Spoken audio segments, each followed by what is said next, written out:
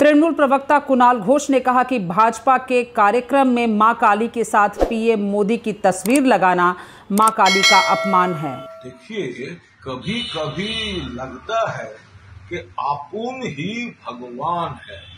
प्रधानमंत्री नरेंद्र मोदी की এরকমই একটা অলিখিত বার্তা দিতে চান। বিজেপির অনেক নেতাই বারবার বলেছেন একেবারে ভগবান তার অবতার হিসেবে নরেন্দ্র মোদীকে দেখানো হয়েছে। তাহলে মা কালীর পাশাপাশি বিজেপি রাজ্যের অনুষ্ঠানে মা কালীর সঙ্গে নরেন্দ্র মোদীর ছবি।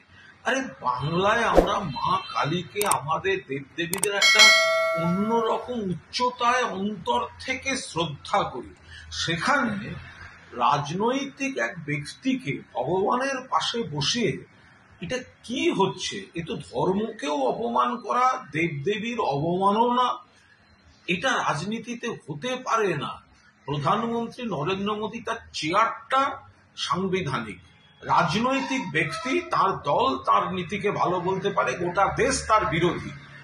তাঁর লোকেরা তাকে ভগবান মা কালীর সঙ্গে তুলনা করবে আর তিনি একটা অলিখিত বার্তা এরকম ভাবে ছড়িয়ে দিতে চাইবেন, আবার মুখে বলবেন ধর্ম ধর্ম। এটাকে ধর্ম বলে না, এটা মা কালীর অপমান, দেবদেবীদের অপমান, ধর্মের অপমান। আমরা মা কালীকে জয় মা বলে যেভাবে শ্রদ্ধা করি, ভক্তি করি, এই আচরণ বিজেপির তার পরিপন্থী।